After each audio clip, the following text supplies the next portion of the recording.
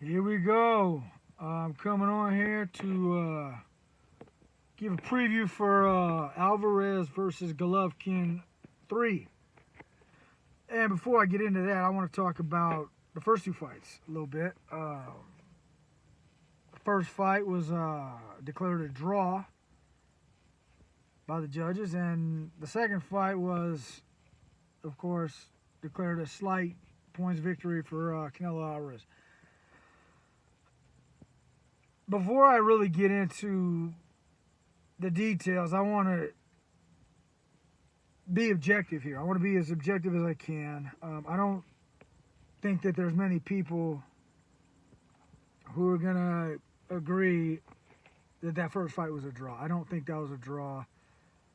I think Golovkin won the fight pretty solid without much debate. The second fight was closer. You could have called that one a draw. If anybody who gave a slight points edge to Alvarez, I don't have a problem with that. I'm not going to debate a close fight in the second fight. The first fight was declared a draw and you had one judge who said 118-110 for Alvarez. Okay, that judge, I forget who it was.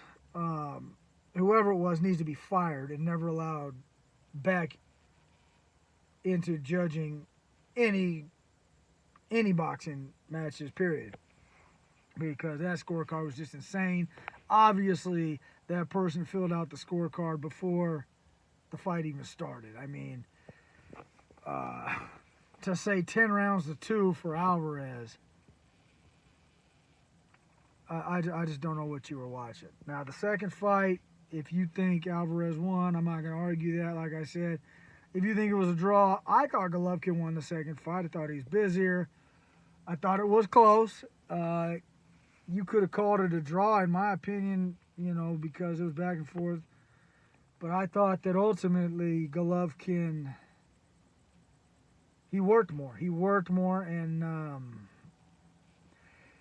he controlled him with the jab more, so it gave him the opportunity to put more combinations, put more punches together, and squeak out a lot of those close rounds.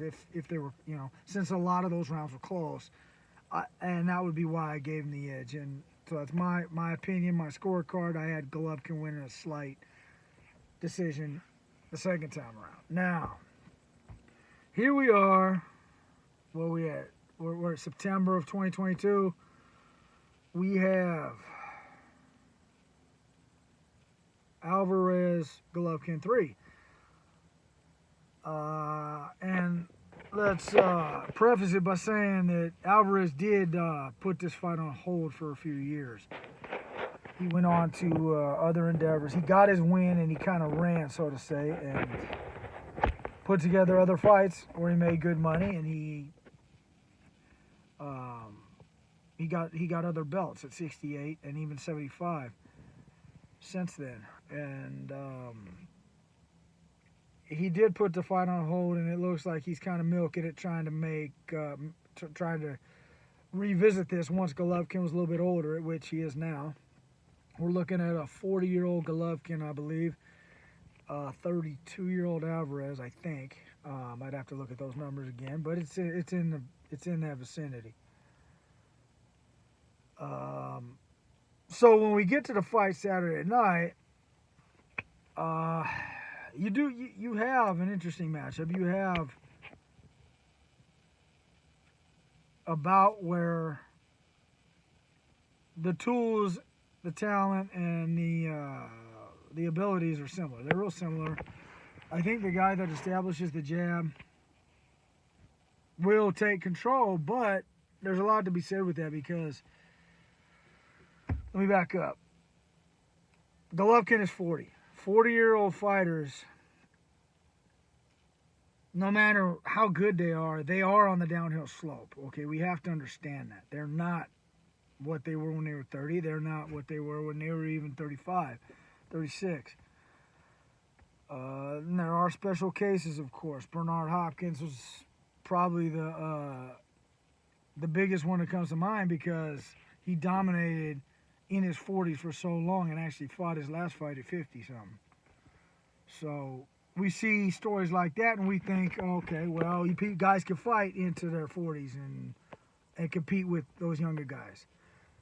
I'm gonna say slow down to that, because just because Bernard did it, that doesn't mean that he was at his peak when he did it. It doesn't mean that every fighter can get away with doing that. The reason that Bernard was able to do that was because of his fundamentals. Number one, the way he took care of his body.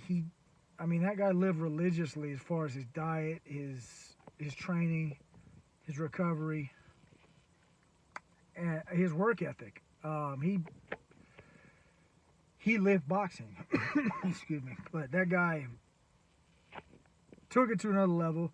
Never really got hurt throughout his career seriously enough to put the miles on. You know, these guys that take beatings seem to have shorter careers, of course. So Bernard, with his fundamentals, his defensive abilities, along with his, he had a good chin, but I don't put a lot into the chin like other trainers and experts do, and I'll tell you why.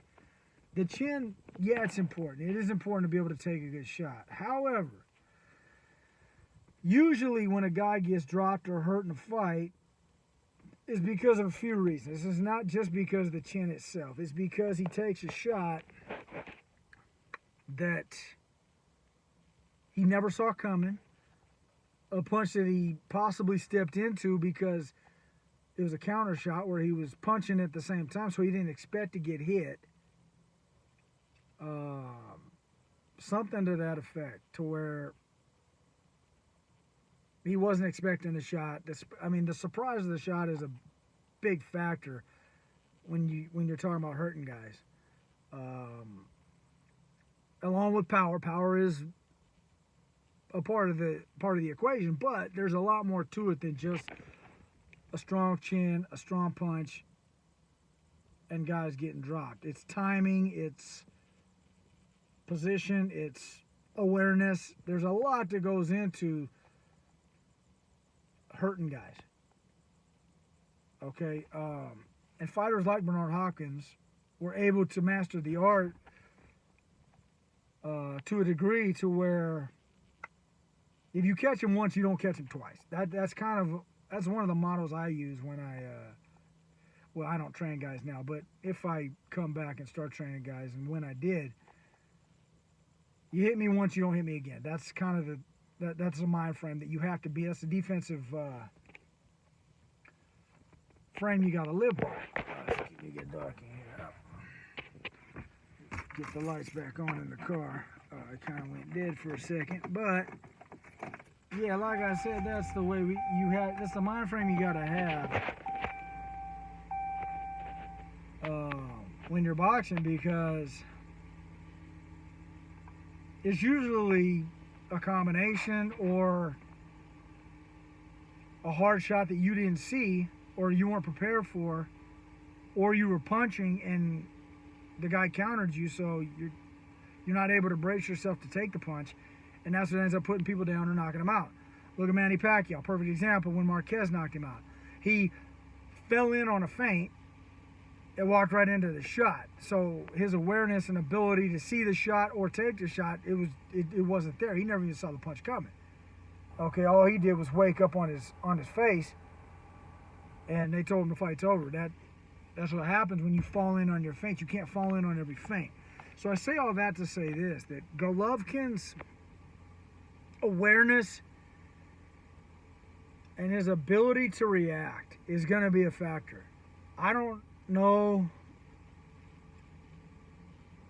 the rate of his decline. I don't know where he's at as far as his neurological capabilities and his training, what he looks like in the gym. I don't know that. But I can say that when you're 40, you are on the downhill. So he isn't what he was 5 years ago. That is pretty much a guarantee. That doesn't mean he loses the fight, but in my opinion, in a fight that was so close, where Canelo seemed to be gaining ground. Canelo fought a lot better the second time than he did the first time, even though I think he lost. I think that this one's a different story, and I think Golovkin looks good early on because he does have a good jab, and he's able to put punches behind it, control guys, control the action, and win rounds because of his jab and his boxing ability. But as rounds go on, 7 through 8, 7 through 9, up into the 10th round, it's a different fight. It's not the same fight as it was early on. Okay, that fight changes. How much you got left? How well are you reacting to what your opponent's doing? Is the pressure getting to you? Your energy level. Can you fight without gassing out, without exerting all your energy? Can you win rounds without using all your energy? All that comes into effect, and when you're 40, there's people that can do it, but in this particular circumstance, he's fighting a guy that took him to the limits last time, 5 years ago. 5 years later, Canelo's got a little more experience. He hasn't aged much. He's only 32 years old. Golovkin, he's 40 now. He only had a few fights, and he has looked on the decline in those fights. Even though he won them, he's not looking like the Golovkin that was sharp, killer instinct, destroying guys. He's taking more shots, and those shots are having an effect because his ability to only take one is kind of fading away. He's starting to get hit more than once at a time, like 2 or 3 punches are starting to land, and that's the kind of thing that can put a guy down and a guy knock him out. So I won't be surprised if Canelo stops him late. Early, it's going to be a tight fight. I think rounds 1 through 6 are pretty close in my. If I was to project what's going to happen. Of course, we never know what's going to happen in a fight. That's why you get in there. If predictions meant anything, then you wouldn't even need to fight. But what I say or what anybody else says doesn't mean anything until they get in there and do it. So, ultimately, we'll see. On Saturday night, I'm looking forward to it. I'm going to be at work, actually, so I'm going to miss it. But I'll have to watch it the next day or catch it on YouTube or something. But yeah, that's my take on it right now. We'll see what happens. It's a good fight. I wish it would have happened a few years earlier. I mean, the third one anyway, but a part of me really wants Golovkin to win because I think he got a raw deal. Fighting this guy twice and coming out with no victories. I don't think that should be the case. I can't see those two fights being fought the way they were, and this guy walking away with no wins out of the deal. He won one of them. I feel like he won both of them. And, it's just the way boxing goes. Boxing goes to the guys who can fill the seats and are able to command the game inside and out of the ring. It's just the way it is. There's a lot that goes on outside of the ring that gives guys advantages. And certain guys get privileges. It is what it is. I'll give you an example. Bernard Hopkins, even though he fought in his 40s, he fought even until he's 50 at the top level. Okay, a lot of guys fight that long, but they don't stay fighting for world titles and on pay-per-view main events. Bernard did it because, well, first of all, when you knock out Felix Trinidad and Oscar De La Hoya, you are a household name. You are in a power spot in the sport. That's just the way. When you knock out names like that, you're in a position to where people want to see you, so you get to dictate a lot more than other people, and you get some privileges inside the ring. One of those was the excessive holding he did in the later part of his career. Okay, he got away with a lot of things that other fighters won't get away with. It's the way the game goes. When you knock out names like that and you command the sport the way that he did, you get certain privileges. Andre Ward, another guy. When you're a gold medalist, you get privileges. He was allowed to use his elbows on the inside. He was allowed to hold and hit. He was allowed to push guys back and do certain things that other fighters don't get to do. Unfortunately, that's part of the game. It's the reputation of the fighter means a lot. It really does. Coming into the fight, he's going to get breaks that other guys are not going to get. He's going to get to do things that you're not going to get to do if you're not a named fighter. So the way that you're brought along and the way that your career is laid out all play a big part in what happens when the money comes along and when big fights come along. Because if you have the people behind you, which Canelo does, he's got a country behind him, and he's got half of America behind him, probably more than that. So